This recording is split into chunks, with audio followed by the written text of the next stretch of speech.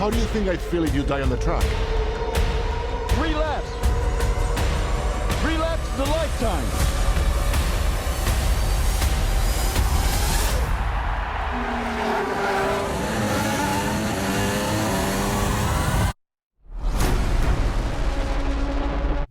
Hello everyone, welcome to another movie review. I just saw F1, the movie, or just F1. I'm not sure what the official title is.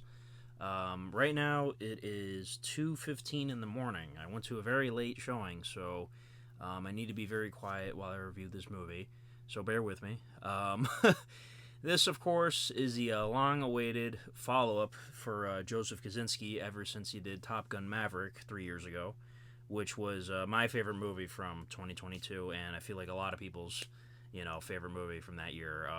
Top Gun Maverick was one of those movies that made you say, they don't make them like this anymore.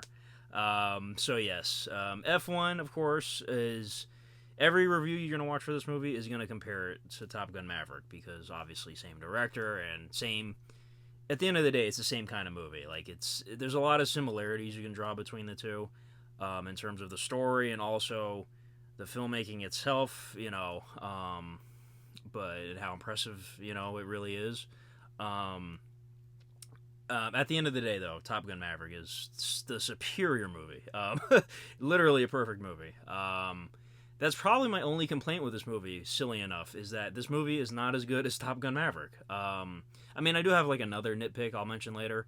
But literally, that's my biggest gripe with this movie is okay, very good movie, but not as good as Top Gun Maverick. So, yes.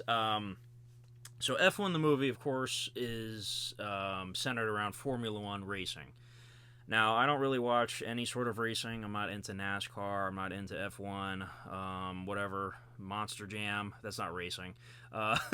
Those are giant monster trucks. Yeah, I've never been into the whole racing thing. I know how people, I'm a huge fan of pro wrestling. Not everybody's into pro wrestling. People, make fun of different things. I'm not going to be a hypocrite.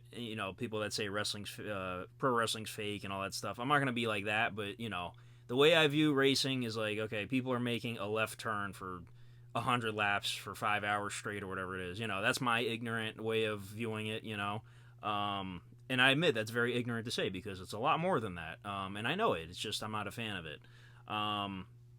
But yes, I was interested in this movie mainly because this is Joseph Kosinski's follow-up to Top Gun Maverick, of course, and you got Brad Pitt starring in it, and the trailers looked very impressive. It looked like, again, a top-notch endeavor with the practical vehicles and the amazing camera work. And by the way, I saw this in IMAX because, of course, was this whole movie shot with IMAX cameras? Because the entire time I was watching it, the aspect ratio never changed. Now, normally when you go to a movie in IMAX, you'll notice the scenes where they film with IMAX cameras, the screen will fill up entirely and the black bars will be gone. And then for slower scenes, I guess, that aren't as action-packed or a spectacle, it'll go back to normal widescreen. Now, in this movie, the screen was filled the entire time, so I'm wondering, did they film with IMAX cameras for the whole thing, or was it just, just IMAX camera for certain scenes, and then the regular camera just happened to be, a big aspect ratio? So somebody in the comments, please tell me, because I know Christopher Nolan's next movie, which is The Odyssey, which is going to be, obviously an epic movie next year. They're shooting that 100% with IMAX cameras, which is crazy. So yeah, I don't know if this movie did the same thing. So somebody please explain to me. I didn't really, research that. The basic premise of the movie, like I said, you can draw comparisons with Top Gun Maverick. You have this older driver, Brad Pitt's character, Sonny Hayes, who's in the end of his career, basically, and he's a NASCAR driver who many years ago had a brief stint in F1. But he's brought into F1 by a longtime friend of his, played by Javier Bardem, who is basically the owner of an F1 team, and they need a new driver.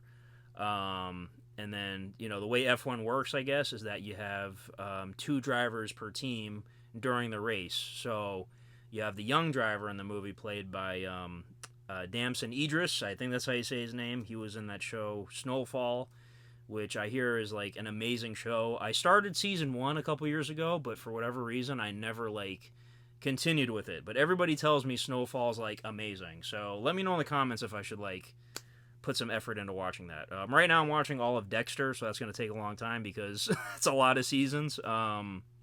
So give me a minute. But let me know if Snowfall should be like my next priority, you know. And I just watched Squid Game season 3, by the way, over this weekend. You know, briefly talk about that real quick. You know, I didn't love that ending. I'll just say that. But overall, it was fine. You know, it was emotional, but it was fine. It wasn't bad. Yeah, I don't know. I preferred the first half of season 2, to be honest. It's basically season 2 part 2. It's not really a season 3. But anyways, enough about Squid Game. So the premise of this movie, now you have Brad Pitt's character teaming up with this young driver who's the up-and-comer. Similar to Top Gun Maverick, where you have, obviously, Maverick teaming up with Rooster.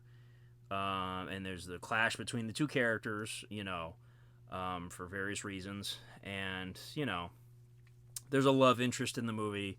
You know, it's very similar. You can draw so many comparisons.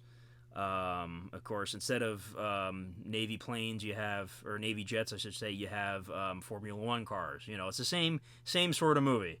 You know, feel good moments, amazing moments. You know, moments of shock and terror. There are literally moments in this movie where my audience was gasping. You know, and I gotta say, the movie really envelops you. Like, I was invested the entire time. It is 2.5 hours, so be prepared for that. I personally don't think it needed to be shortened. I did watch a review. I forgot who it was, but somebody said, like, you know, the movie could have, you know, cut down the runtime a little bit. I don't agree with that. I think the runtime was just fine. I was not, you know, bored at any moment or anything like that. I was totally into it the whole time. Now, my one gripe I'll mention that I briefly talked about earlier is that there is the relationship between Brad Pitt's character and Damson Idris's character. The chemistry isn't quite as good. Again, I'm going to compare with Top Gun, just bear with me, as like Maverick and Rooster in Top Gun, because those two did so well with each other. In this one, I didn't really feel the chemistry there all the way. They do have their ups and downs in the movie, of course. Some big ups and some big downs. But at the end of the day, like, I didn't love the dynamic between them. Like, it wasn't as strong for me. That was probably my biggest issue with the movie, actually.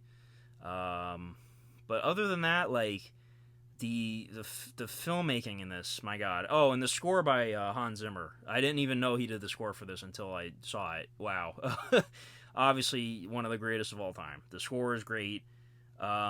Even the music that's in the movie, like, there's a lot of old school rock songs in there. This is sort of like the rock and roll version of Top Gun Maverick, because Brad Pitt's character is very much that kind of guy. So yeah, loved Brad Pitt in the movie. Javier Bardem, of course, they're both Oscar winners, so like they did great with each other. They did feel like old friends. Carrie Condon plays the love interest. I can't think of her name at the moment. The character, forgive me. She was great in the movie too. I've only seen her in Better Call Saul. She actually, fun fact, did the voice of Friday for Iron Man's character in the Avengers movies. The voice in the Iron Man suit. And she also was in the Banshees of Inisherin, I believe. I think she was nominated for an Oscar for that, if I'm correct. She was great in that too. But yeah, so it was cool to see her in this movie. She's not the typical person I would think to be like a love interest for like Brad Pitt, but like she was great in the movie. Like, again, they had great chemistry. So yeah, again, all the acting and everything like was all great. It's just, you know, I didn't love the dynamic between the main two guys. I didn't think it was as strong as Maverick and Rooster. And at the end of the day, when the movie ended, it didn't give me that same feeling. Again, I'm sorry about this. Top Gun Maverick. The ending of that movie, every time I've rewatched it, it's like it always hits you. It's always that feel-good moment. This movie does end. It does have a great ending. It's just they weren't able to replicate it again for me. You know, the spark wasn't really there anymore for me. I was still very happy with the movie, though. Like I said, it's just you can't really replicate Top Gun Maverick again, you know. I keep hearing they're going to do a third one. If they do, you know, I pray it's just as good, but it's going to be impossible, I'm telling you. Like, to recapture that feeling, you know, when I saw that movie the first time. I don't know. I say that now, but we'll see. So, but yeah, I'm going to give this movie a 9 out of 10. You know, I don't want to say it's quite a 10. You know, like I said, I feel like that spark was missing a little bit for me at the end, and you know, the dynamic between the main two guys again wasn't like super strong in my opinion. But still, very good movie. Definitely see it in IMAX. I'm telling you guys, you just need to. Movies like this definitely need to be seen in that format. So, but yeah, like I said, 9 out of 10. I'm trying to think if there's anything else I should mention. And if you're not into like racing or anything like that, like I said earlier, you're not gonna have any issues watching this movie. Like everything is they do an excellent job of like making everything very clear and concise during the races and all that stuff. Yeah, it's very, very well done. So 9 out of 10. I still think Sinners is the best movie of the year so far. This would be second place for me.